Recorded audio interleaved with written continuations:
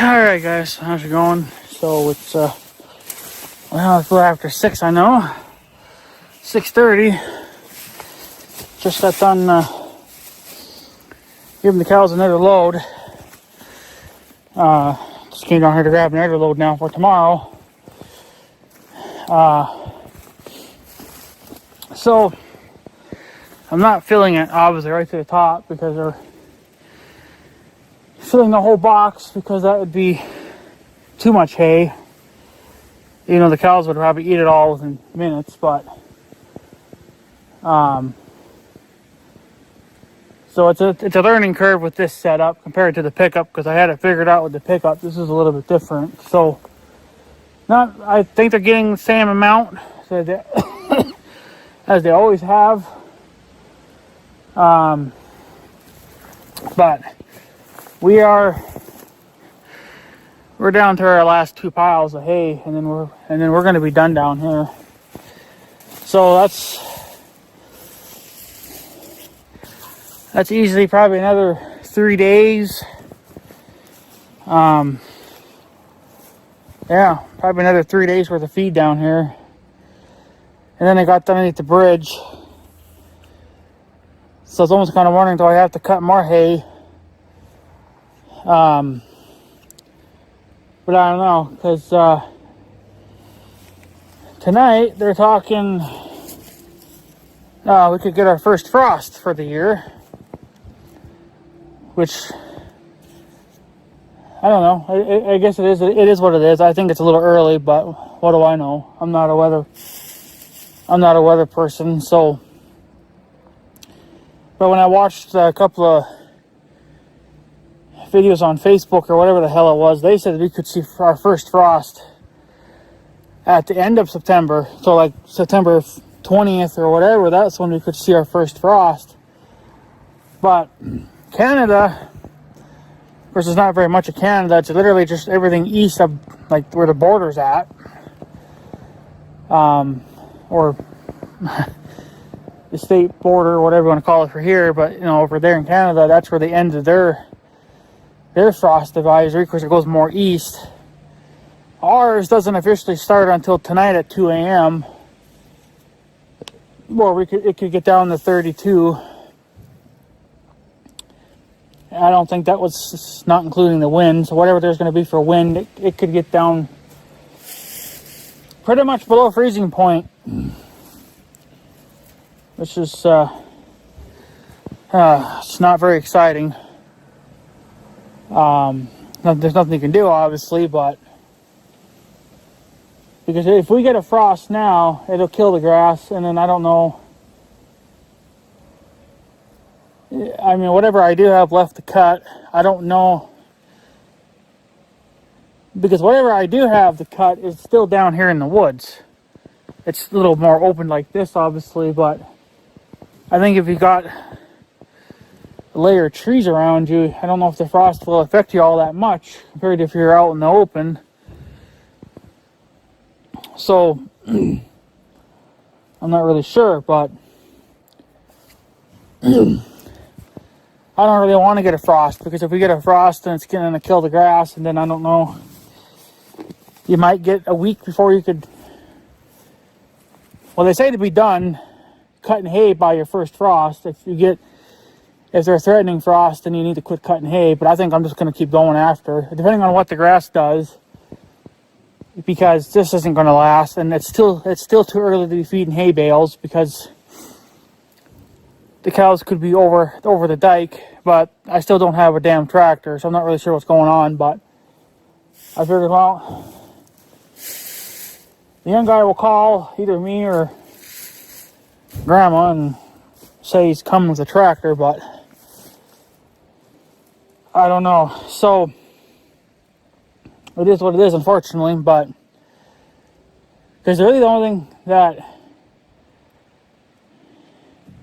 because I mean, there's still a little bit more I could cut yet, but the junk pile and the north garden, I'm going to mix them two together, and you won't even get a quarter of a load out of the garden.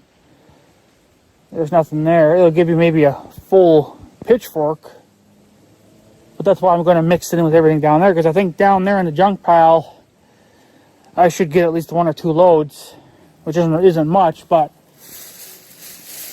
at this point, you know, we need all that we can get. So, it is what it is. There's nothing to really fucking do. So, I kind of hope that the frost will miss us, but I don't know. Things are starting to die, but, you know, usually those milkweeds are the first thing to go, and then the trees are starting to change color a little bit. The one at my yard by the septic tank, that's already dropping its leaves. So I'll be, depending on weather, I'll be chopping leaves or whatever I do with them. So, you know, it's just, it is what it is. So I don't mind the leaves falling so much, but I think they're going to fall regardless of a frost, because they've been changing color now for the last week. And we haven't really had our first frost yet until tonight. So, by the time you guys see this video, it probably would have already happened. But,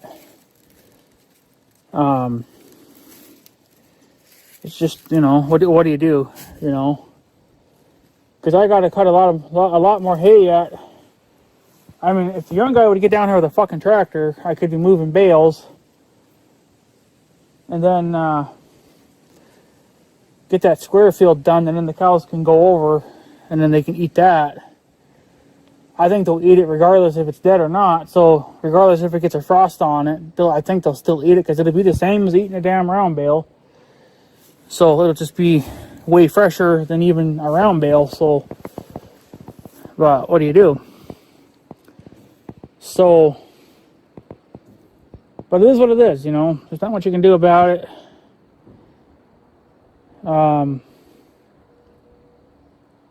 So yeah, I think we got, well, 3 more days, including this one here that's in the back of the trailer.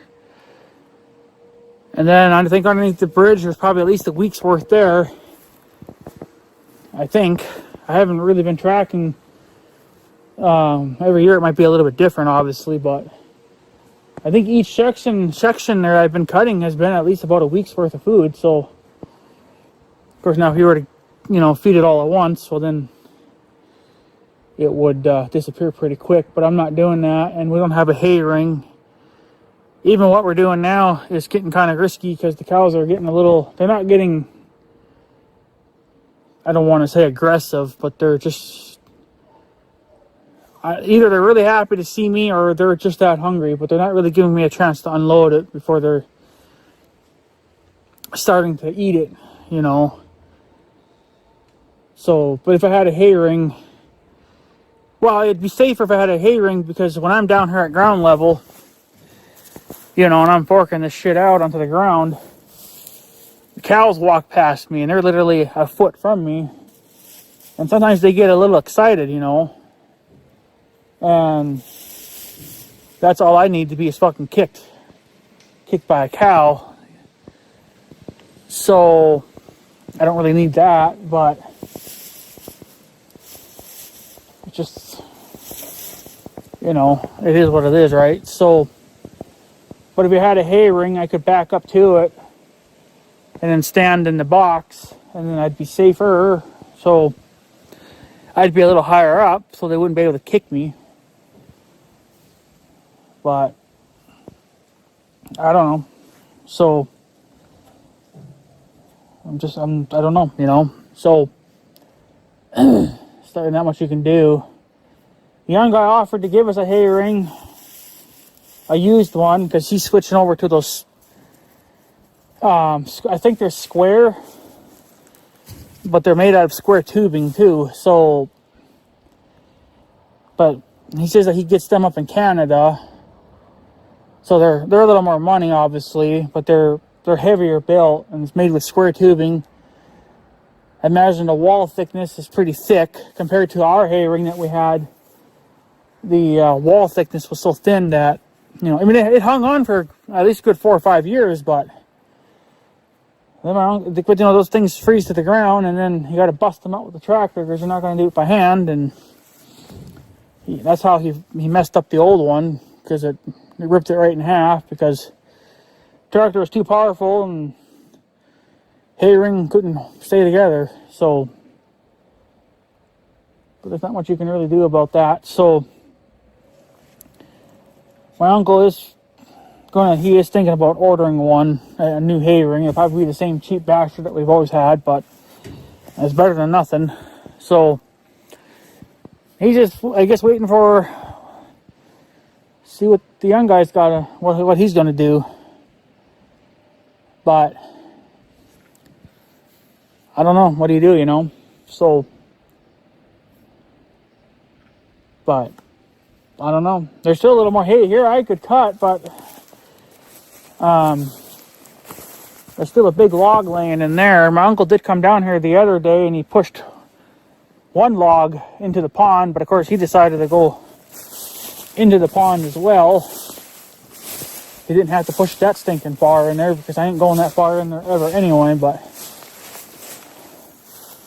all that mess at the very bottom is his and that's mine, because that's what I picked up over here because he missed it. But that's about as far as he had to go. He didn't have to go way down to the freaking bottom. So, because I'm never going to cut in there, it's too steep and it's all just mostly weeds anyway. So there's nothing in there of value. So, but if I think I could come here now, at least right where I'm standing. So that would easily be, oh, I guess up onto that big log, there'd be 2 or 3 rounds here yet. And then if we get rid of that big log, I think I walked all that, where all those thistles are and shit. There's nothing in there besides those thistles. So I think I can pretty much just come right through here. It's a straight shot now. And I can mow this down next year. I'll come back here in spring and double check everything, but I think we're going to be okay now to cut this once we get this big log out of here and clean up whatever else we got to clean up. I still got to clean up the trail.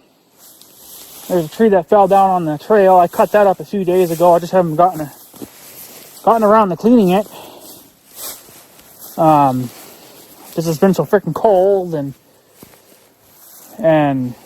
it rained a little bit. I think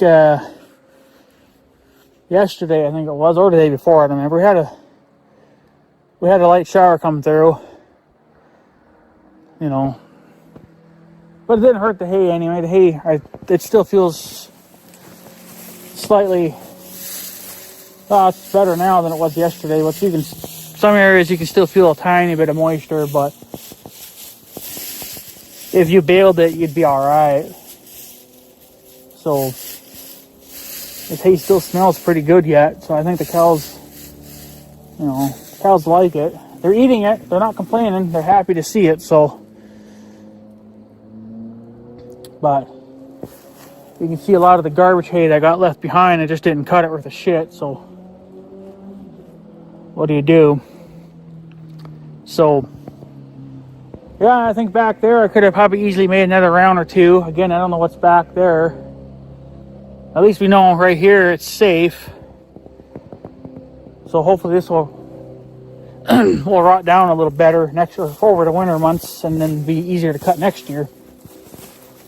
But I do have to come down here one more time yet with the A. And I got to cut this. This is it's just a little opening. But there's no grass in there. It's all this bushes trying to grow in. So I need to come down here quick and mow them down. Clean it out, and then I'll just let them rot. There's no hay in there to cut, but you got to keep the at least the bushes down, so that maybe the grass will have a fighting chance. And then, of course, with time, I think it's this way. These trees are going to come out. All these are going to come out with time, just because I don't want them here anymore. And this. I could actually be cutting this for hay, for actual main hay in the future. So, but other than that, I I don't know.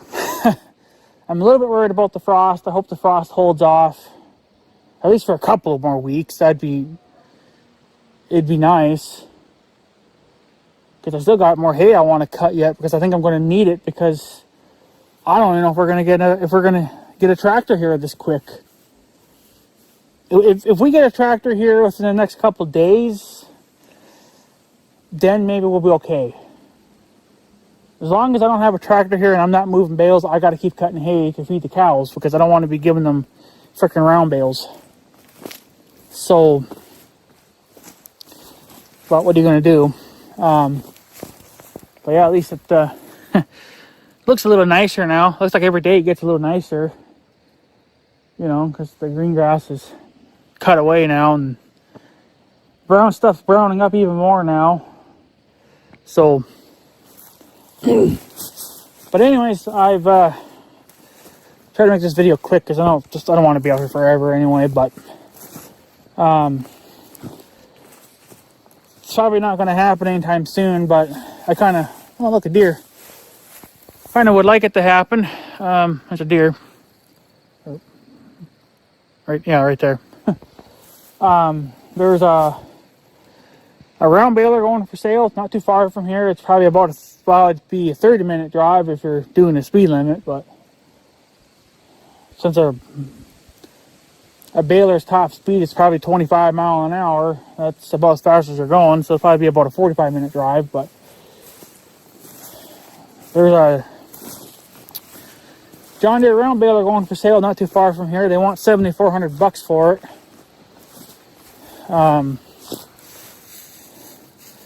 Yeah, see, even the deer are starting to turn brown, so that means fall's coming.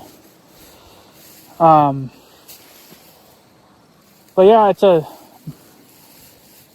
a year 2000 John Deere 5. What the hell is it? A 556 or a 557? I don't know. It's one of the older balers. I can't remember now, but it's an older baler. It's a year 2000, so there's a model, but it's got 14,000 bales on it.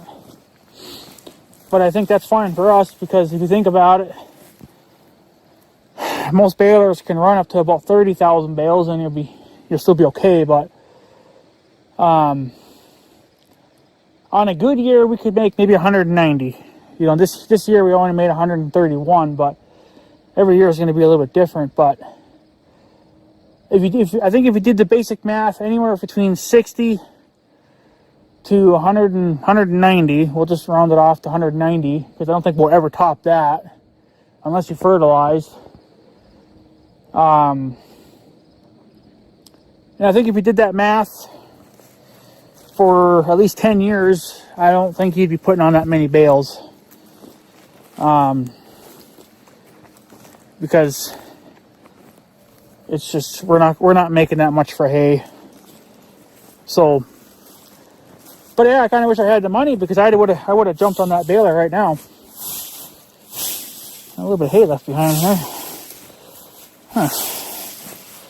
But I guess I'll have to fork this up when I come back for another load. Well, I guess I could do it now and take it with me before I forget, but yeah, so there's that. They want $7,400 for it. The baler does have one boo-boo in it, you know, besides it being used, but it's just some body damage, and nobody cares about that, because you're going to beat them to piss anyway. Balers can have a pretty hard life. So, and then the other thing is, because it's not in that town, but that's where they're marking it, but in that same town, there's a Versatile 400 swather going for sale. They want $1,500 for it.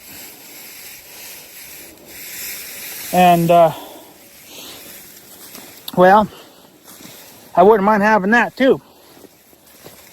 Now, it would be okay on a good year for cutting hay, but not on a year like this, where the hay was tough to cut from the very freaking get-go. So,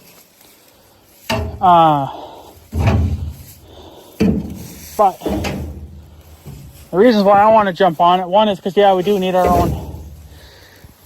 own cutter. But this swather is actually pretty nice. It looks like it's had a pretty good life, from what I can tell in the pictures anyway, but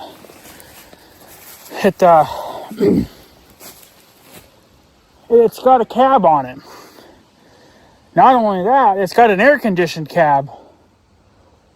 So I'd be spoiling myself with that machine. But I would have to, well, if I had the money to buy it, I'd do it, but then I'd have to talk to the young guy, see if I could borrow one of his transport trailers, because he's the only one that's got two of them. One is his, and then one belongs to his dad. But since his dad's not here anymore, it's his now. But borrow one of those and then load the bitch up and come home with it. Now, the only reason why I want one, and I know you guys are like, well, those things are they're underpowered for hay. They do okay on a good year. Because I know for many years, from the time I was, well, even before I was 7, I didn't start going out into the field and helping the old timer. I don't think I started until I was like 7 years old. And then I've just been kind of slowly going out every year, and then now here we are. So I've been going out every year with him and helping him move, helping him fix stuff, whatever he needed to do, we did it together. So, but he had one without a cab. His first one had a cab, but it was just a screened-in cab, so it was more or less just meant to keep the bugs off of you, which is perfectly fine. I'd probably end up building one myself too if I found one even without a cab. Build your own. But if I could cut my main hay with that, it'd be okay. If not, then we'll have to probably get a damn disc spine. Those are the only things that are going to really overcome this type of a year that we're having. But next year it could be better, it could be worse. It could be, we don't know. Weather people try to predict that, but they're so freaking off that they don't even know. So, but if I couldn't cut hay with it, main hay anyway,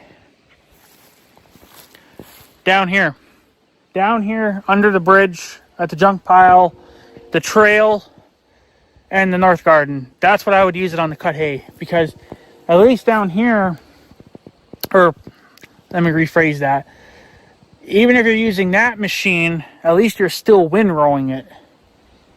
With the Farmall, you're laying it flat. Now that's okay if you need hay to dry out really quick, but since I don't really need my hay to dry out that quick, you could put it into a windrow and it'd be fine.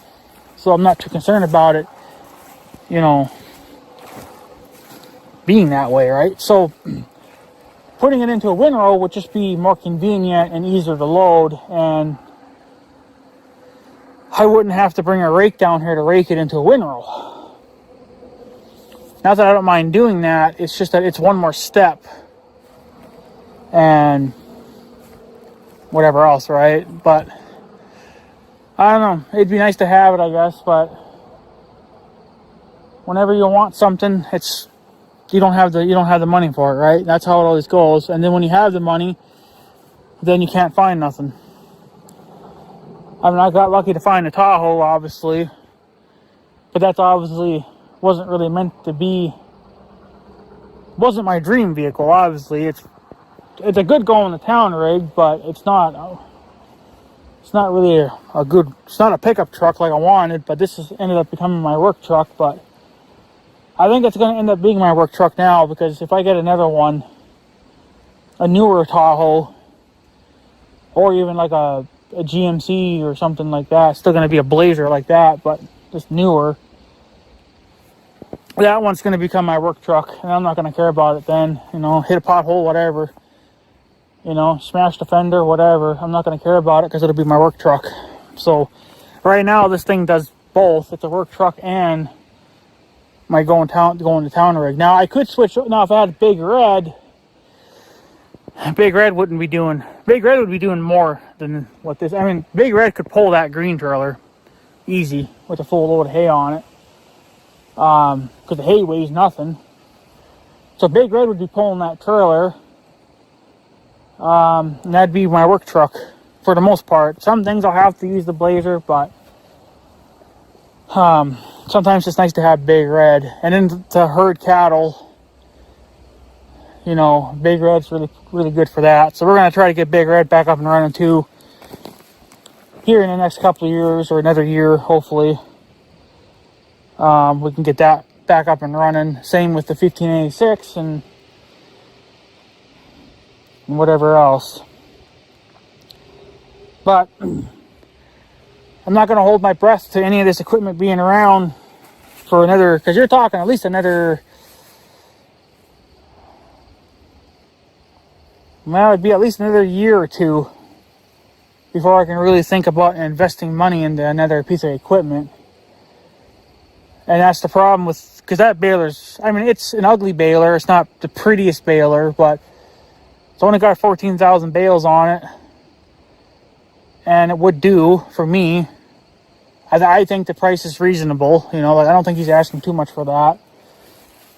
If it was probably like a New Holland or a Case, he'd probably be asking way less. But he's probably asking more because, you know, it's a John Deere and whatever else. But I just think that baler, even though it's a belt baler, I think overall it would be better, even though I would like to have my 855s. But I think finding parts for that baler would probably be a little easier than the New Hollands. You can still find them, but a lot of that you're going to probably be outsourcing somewhere else, not really from Case IH or even New Holland. John Deere probably still makes parts for those old balers. I'm sure there will come a time where they'll just quit, but most of them are going to be plumb wore out.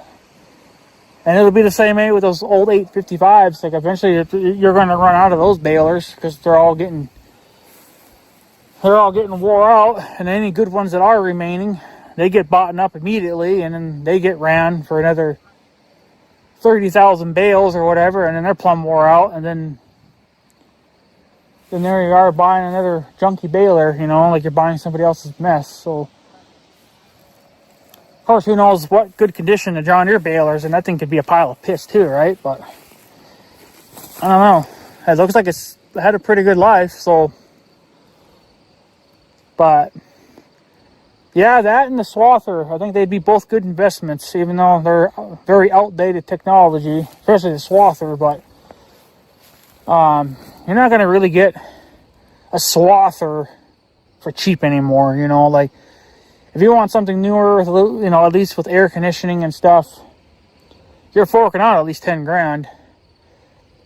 And, you know, if I did get my hands on a disc bind, I'm still going to use the swather. It's just going to get used way less. It'll be down here doing this, cutting this hay, cutting underneath. I won't be able to cut everything underneath the bridge because the cab will be too tall. So some of that's probably going to have to get either left behind, or I'll have to cut it with the A and then rake it. But, you know, that would become last of all to ever cut. But no, I think it'd be kind of nice to have that stuff. But unfortunately, it's not within budget right now. But it'd be nice, because it would definitely come in handy over here. Even though, yeah, I don't have a 1586, or I don't have a tractor. Well, we're still going to try to get the 1586 fixed. I don't know what's going to happen to that 1086. There's two of them going for sale. One's 3.5 hours away. There's another one that I don't know. I think it's only a couple hours away, but I want that. Well, there's a 1486 going for sale too, but it's too far away. I don't want that anyway, because it's got like big monster tires on the back. It's not like the 15. They're still low to the ground. They're just so damn wide. I guess it'd be good for winter feeding, maybe. I don't know, but Other than that, it's gonna just be, it's just gonna be whatever. But I think the 1086 is better because the 1086 again has everything that I'm looking for. It's got way smaller tires, 3 hydraulics, dual PTOs, which is standard on those. Air conditioning that actually works. And then it's a red power. So that'd be kind of neat to have. And then, well, it's been repowered with a wannabe international engine. I think it's still, I don't think they're true international engines, but they're made by a different company and they look like international engines. If they sound like international engines, I don't know, but maybe they do. But other than that, it'd be all right. It'd be a good, well, it would eventually replace the 1586 because I don't need, because if I get a 1086, then I'm probably going to want to go smaller than that after that. Like if I ever want to get another tractor, because if we sell the 15, I'll probably end up looking for a different one. Probably a 986 or a 966 or even a 1066, something without a cab.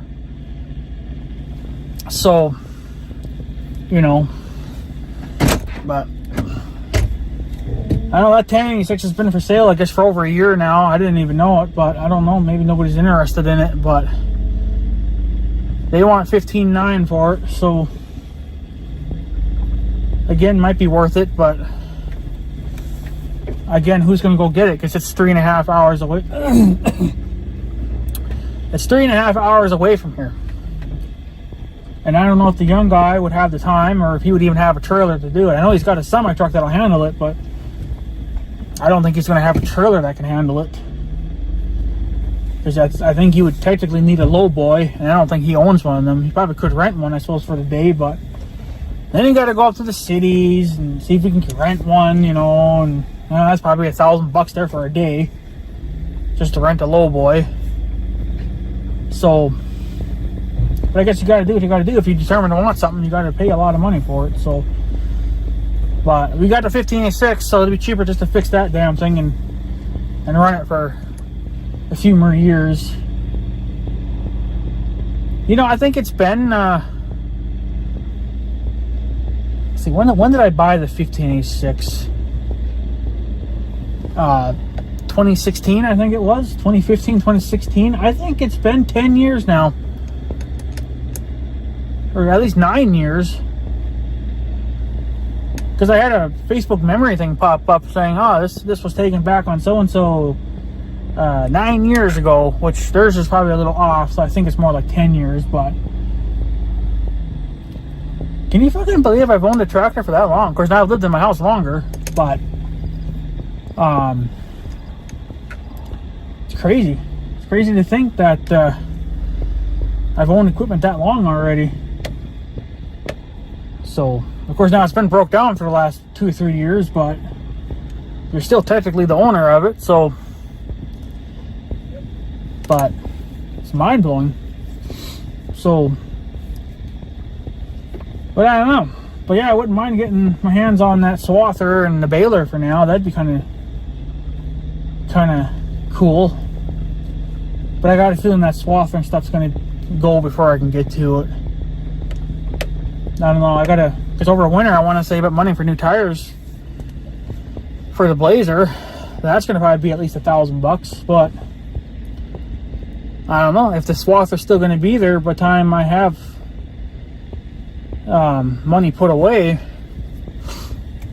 You know, I might just want to jump on the swather more than tires, but you need tires too, right? So it's like you're gambling either way, but I just don't want the swather to be sold before I get to it. It probably will be, but I mean, like, if it still happens to be there when the time comes, you know, it's like, oh, I just need a couple of more months, you know, and then you're there, and then all of a sudden now it's gone, right? So now you got to go somewhere else. So, but there are plenty of those things for sale around the area. There's another one going for sale too. I think it's got a cab on it too, but it doesn't have air conditioning, which is, again, you probably could just put your own air conditioner in it and you'd be fine, but I think they want $2,000 for it. So, but this one's so much closer to home, you know. It's like I could easily go get that and we wouldn't even be gone for a few hours. Like, no, we'd only be gone for maybe 2 hours, I guess. Really, because I guess you could go a day ahead of time to go to the young guy's place and get his transport trailer. Because you can't haul them things just on any type of a trailer. It's got to be a special trailer for those type of machines. And the young guy's got 2 of them now. So, but I know there was a guy in line that was selling a swather too. And he was selling it with the transport trailer, but it had a much bigger head on it. I think it was like an 18-foot head, and that's too big for us. A 14 is right where you want to be. You know, an 18, 20-foot head, whatever, would be fine for grain, but we're not in the grain business. We're in the haying business, so 14-foot head's about right for what you need, you know, down here. So, but I don't know. I think it'd be kind of cool to have that stuff, but you know, it is what it is. So it's not going to happen, unfortunately. But like I said, I'm going to make a few short videos here and there and see how they turn out. If they do anything, that's fine. If they don't, I'm not going to waste my time on it anymore. It's just like I'm just going to keep doing what works, and then whatever happens. So I'm not going to keep pushing and pushing and pushing and then nothing happens. So it just gets me kind of wore out. So, but I guess, guys, I'm going to take off. So I guess have a good day and stuff. So yeah, thanks for watching, guys. Take her easy.